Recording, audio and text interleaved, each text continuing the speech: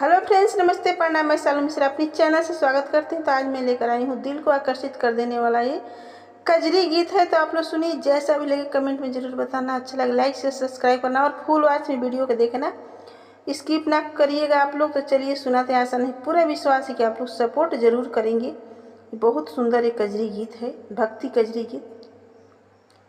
हरियर चुनरिया चटकदार हो सावनावा में नीक लागे मैया। हरियर चुनरिया चटकदार हो सावनावा में नीक लागे मैया। चुंदरी पहिरी मैया चलली बजारिया।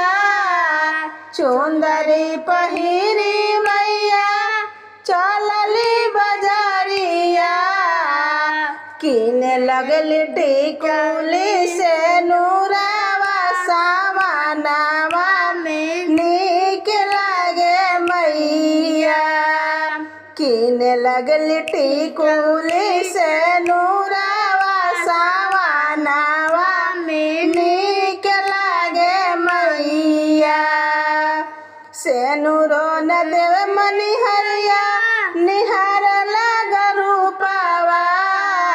सेंदूरो न देव मनिहरिया निहार लग रूपावा।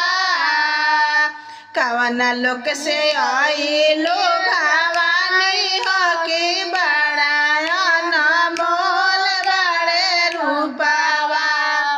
कवन लोक से आई लो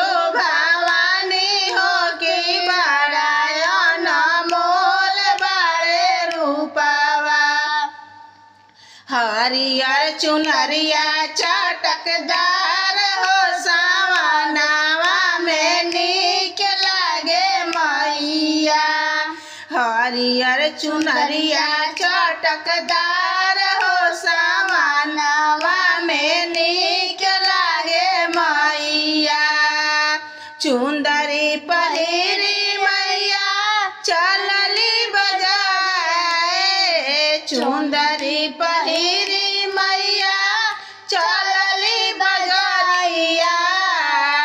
किने लगली लाला की चुंदरिया सावनावा में नीक लागे मैया।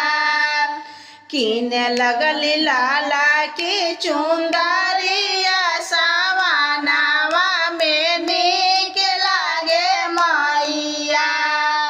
चुंदरी न देव बजजवा निरेखे लागल मुहावा। चुंदरी न देव बजजवा निरेखे लागल मुहावा। कवन लोक से आई लो भवानी हो सावनावा में नीक लागे मैया। कवन लोक से आई लो भवानी हो के रूप अनमोल बड़े मैया। हरियर चुनरिया चटकदार हो सावनावा में नीक लागे मैया। चुंदरी पहिरी मैया चलली बजारिया। चुंदरी पहिरी मैया चलली बजारिया। किन लगली फूला औरी हार हो सावनावा में नीक लागे मैया। किन लगली फूल औरी हार हो सावनावा में नीक लागे मैया। आहर हो न दे मनहरिया निरेखे लागल मुहावा। फूल हो न दे मनहरिया निरेखे लागल मुहावा। कवन लोक से आइलो भवानी हो कि रूप अनमोल बड़े मैया। कवन रूप लोक से आइलो भवानी हो कि रूप अनमोल बड़े चुनरिया चटकदार हो सामान में नीक लागे मैया। हरियर चुनरिया चटकदार